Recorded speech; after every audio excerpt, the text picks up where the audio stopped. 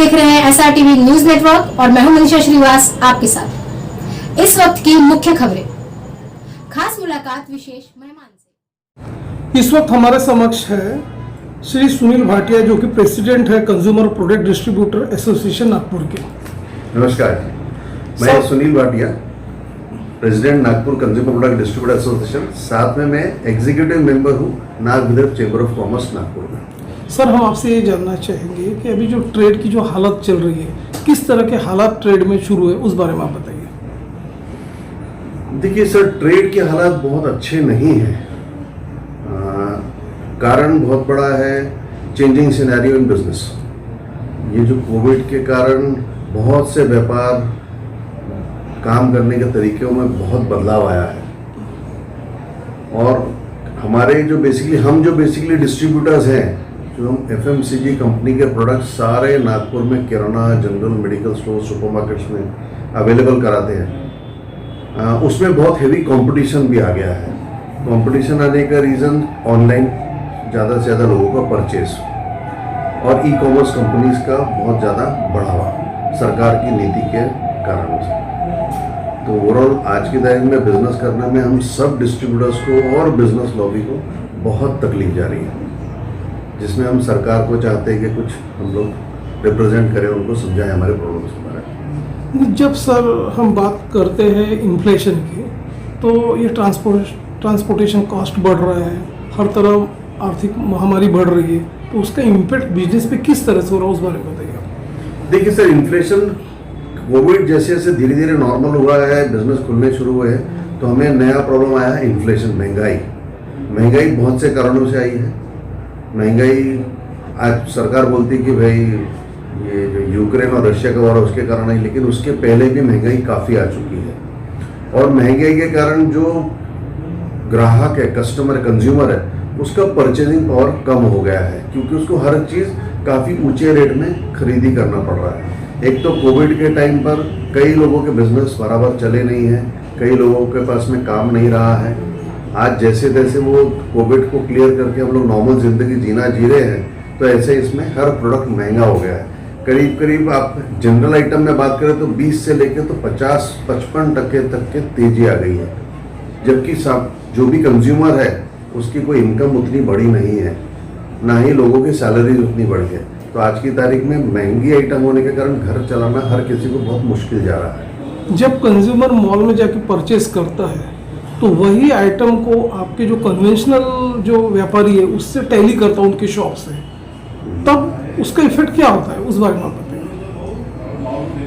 देखिए, customer no doubt tally करता है ऑनलाइन क्या रेट है, भले वो लेगा अपने घर के आसपास की शॉप से ही। कुछ लोग हैं जो ऑनलाइन परचेस करते हैं, ऑनलाइन में कई बार ठगी भी होती है उनको, पर जब वो ठग जाते हैं तब वो बैक टू नॉर्मल अपने फिर से रिटेल दुकान में आते हैं।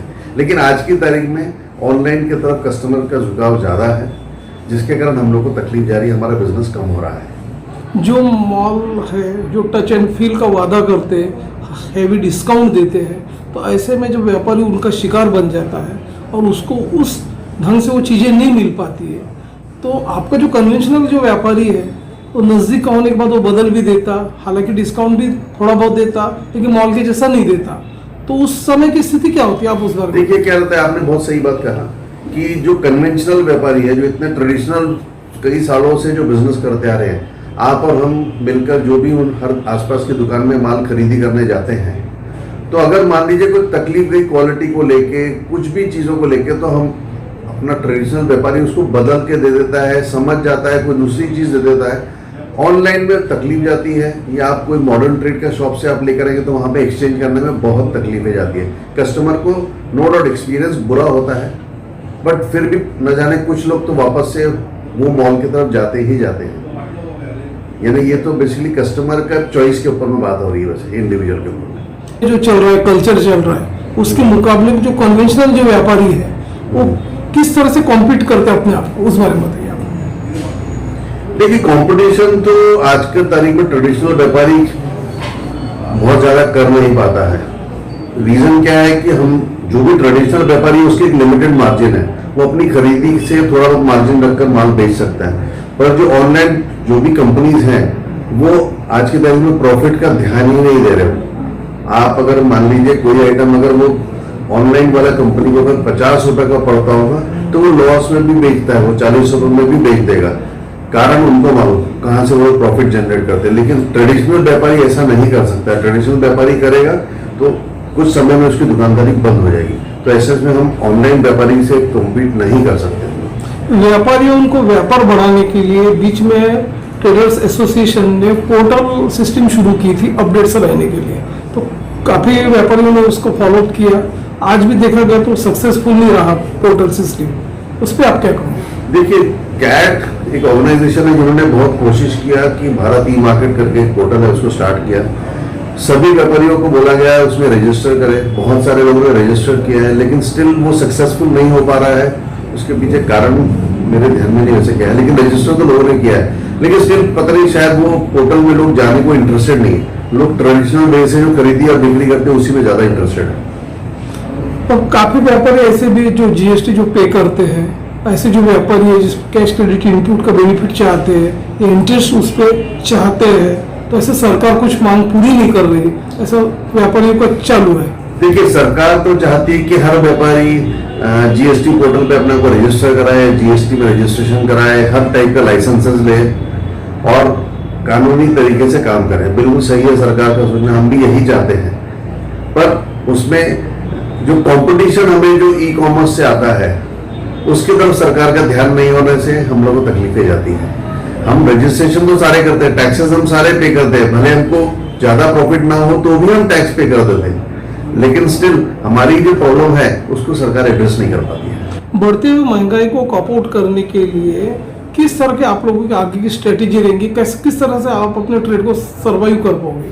देखिए, हम लोग तो कंज्यूमर प्रोडक्ट डिस्ट्रीब्यूटर एसोसिएशन से हम लोग कंपनीज के थ्रू बंधे हुए हैं। हम तो कंपनी के डीलर्स हैं, डिस्ट्रीब्यूटर्स हैं। कंपनीज जो हमें बेसिकली स्कीम्स और रेट्स देती है वो हिसाब से हम लोग मार्केट में उसको चला देते हैं। बहुत सारी कंपनियां तो खुद के उनके बिलिंग सॉफ्टवेयर है जिसके थ्रू हम लोग का बिलिंग दुकानदारों को होता है। हमारे रेट्स फिक्स है, स्कीम सारी कंपनीज कंट्रोल करती हैं। हमारे तरफ से तो सिर्फ हम लोग जो सर्विस देते हैं उसका नॉमिनल से हमें मार्जिन मिलता है। तो जो भी कुछ स्ट्रैटेजीज बनेगी भी आगे के हिसाब से वो कंपनीज ही बनाती है। हम सिर्फ डिस्ट्रीब्यूशन की तरफ ध्यान दे सकते हैं, अवेलेबिलिटी के ऊपर हम ध्यान दे सकते हैं। कंज्यूमर ने ज़्यादा से ज़्यादा आप पूरे ट्रेड बॉडी पे बिलीव करना चाहिए, और जो भी आप उनको डिस्काउंट देते हैं उनके। देखिए, हम लोग डायरेक्ट कंज्यूमर्स को तो डील नहीं करते हैं, हम लोग ट्रेड को डील करते हैं, रिटेल ट्रेड को। रिटेल ट्रेड हम पे भरोसा करता है, लेकिन रिटेल ट्रेड भी कब तक हम पे भरोसा करेगा? जब उसको ऑनलाइन अगर चीज़ें सस्ती मिलेगी तो कितना वो हमारे पे भरोसा करेगा? उसको भी आफ्टर ऑल अपना घर चलाना है। एक आपके आसपास के जो भी देखिएगा दुकान है, किराना दुकान है, बेकरी शॉप है, वो कब तक हम पे भरोसा करेगा? हमारी सर्विस मिलती है, उसको हम उधार देते हैं, सब कुछ है, उसको डैमेजेस रहते हैं उसको एक्सचेंज कर देते हैं, एक्सपायरी स्टॉक को हम बदल भी देते हैं, सब कुछ है, उसके सारे प्रॉब्लम्स हम सॉर्ट आउट भी करते हैं। लेकिन स्टिल अगर कोई चीज़ में उसको 2 पैसे ज़्यादा मिलेगा जिस जगह से, वो वहाँ से खरीदी करना है, क्योंकि व्यापारी वही है। वो आपकी जो एफएमसीजी जो बॉडी है, इसका नाम विदर्भ चैम्बर ऑफ कॉमर्स जो है अग्रणी बॉडी है व्यापारियों की, उसके साथ किस तरह का कोऑर्डिनेशन होता है? देखिए, हम लोग Nag Vidarbha chamber of commerce में एफिलेटेड है, साथ में कैट में एफिलेटेड है, हम लोग उनके मेंबर्स हैं। हम सारे हमारे प्रॉब्लम्स उनसे शेयर करते हैं। वो लोग भी अपने लेवल पर आगे जो भी ट्रेड बॉडीज़ हैं या पॉलिटिकल बॉडीज़ हैं या जो भी सरकारी लोग हैं उनसे सबसे डिस्कशन करते हैं। अब सरकार अपनी नीति, अपनी पॉलिसीज़ के हिसाब से धीरे धीरे बदलाव लाती है उसमें। मैं ये नहीं कहूँगा कि हम जो रिक्वेस्ट करते हैं चेंबर के थ्रू वो सारी चीज़ें सरकार मानती है, सारी चीज़ें नहीं मानती है। एक हाथ कोई कभी हमारी बात हो भी जाती है उसे, बट पूरी बातें सरकार नहीं मान पा रही है। रिटेल ट्रेडर्स ने आप लोगों के दिए हुए इंस्ट्रक्शंस को फॉलो करना चाहिए, इसलिए आप किस तरह का एक मैसेज उन लोगों को दोगे आपके माध्यम से? देखिए, हम लोग रिटेल को हम लोग हरदम सपोर्ट करते आ रहे हैं। जो भी दुकानदार भाई हैं सबको हमारे मेंबर्स हर समय पे, मतलब जहाँ जिसको जैसी सर्विस की रिक्वायरमेंट है वही सबसे सर्विसेज हम लोग देते हैं, ताकि उसके दुकान में स्टॉक्स भरा रहे। उसकी दुकान में माल भरा रहेगा तो जो घर गुरुती ग्राहक है उनके यहाँ से वापस नहीं जाएगा। हम लोग सारा उनको माल दे के रखते हैं। हम उनसे यही रिक्वेस्ट करेंगे रिटेलर्स को भी कि आप हम पे भरोसा रखें, हम डिस्ट्रीब्यूटर्स पे भरोसा रखें। हम इतने सालों से आपको सर्विस देते आ रहे हैं। ये जो डिस्ट्रीब्यूटर बॉडी है ये करीब करीब 100-125 साल पुरानी बॉडी है। 100-125 साल से हम लोग सब डिस्ट्रीब्यूटर्स हर दुकान को सर्विस देते हैं। नो डाउट आज थोड़ा सा बदलाव आ रहा है ई कॉमर्स का, ड्यू टू एजुकेशन है, लेकिन स्टिल दुकानदारों ने हम पे भरोसा रखना चाहिए, क्योंकि हम उनको ओरिजिनल चीज़ कंपनी के भाव में देते हैं। हम उसमें कहीं पर भी गलत नीति यूज़ नहीं करते हैं। और हम जो भी उनको कभी कुछ संदेशा भेजते हैं उसको उन्होंने समझना चाहिए और हमें सहयोग करना चाहिए। Thank you sir. आज भी हमारा जो ट्रेडिशनल ट्रेड है उसमें 90% लोगों के उसमें फूड लाइसेंस नहीं है। नहीं, अब वो क्या रहा है कि जो फूड अथॉरिटीज है, फूड ऑफिसर है, वो सीधा आज के तारीख में सेंट्रल गवर्नमेंट का रूल क्या है, जो जीएसटी नहीं भरता उसको मत पकड़ो, जो भर रहा है उसको पकड़ो। भैया तू कम क्यों भर रहा है, सरकार क्यों सोचे। तो यहाँ पे आज वो सरकार फूड ऑफिसर क्या बोलता है, जो दुकानदार उसका लाइसेंस नहीं है ना उसको मत पकड़ो, जो माल सप्लाई कर रहा है डिस्ट्रीब्यूटर उसको पकड़ो। भैया तू माल उसको क्यों दे रहा है, क्यों दे रहा है? तो वो हमारी गलती नहीं है। गलत ट्रेंड है। ये भी देखा है कि जो अभी फूड लाइसेंस की जो नीति जो चल रही है उसमें देखा गया कि जो डिस्ट्रीब्यूटर है उस पर एक तरह से ज्यादा प्रेशर क्रिएट किया जा रहा है। उस संदर्भ में आप बताइए किस तरह का प्रेशर है आप लोगों पे? देखिए सर, मैं आपको बताता हूँ, एक सेंट्रल गवर्नमेंट ने एक रूल पास किया हुआ है, फूड सेफ्टी स्टैंडर्ड एक्ट 2006, जिसमें सरकार ये बोलती है कि जो भी ट्रेडर, बिजनेसमैन, वेंडर, जो भी कोई आदमी फूड आइटम में डील करता है उसको फूड डिपार्टमेंट में रजिस्टर करना कंपलसरी है। उसको एक फूड लाइसेंस लेना पड़ेगा और वो फूड लाइसेंस के बेसिस पे वो माल बेच सकता है। जैसे आज ड्रग लाइसेंस रहता है, सेम उस प्रकार का फूड लाइसेंस है।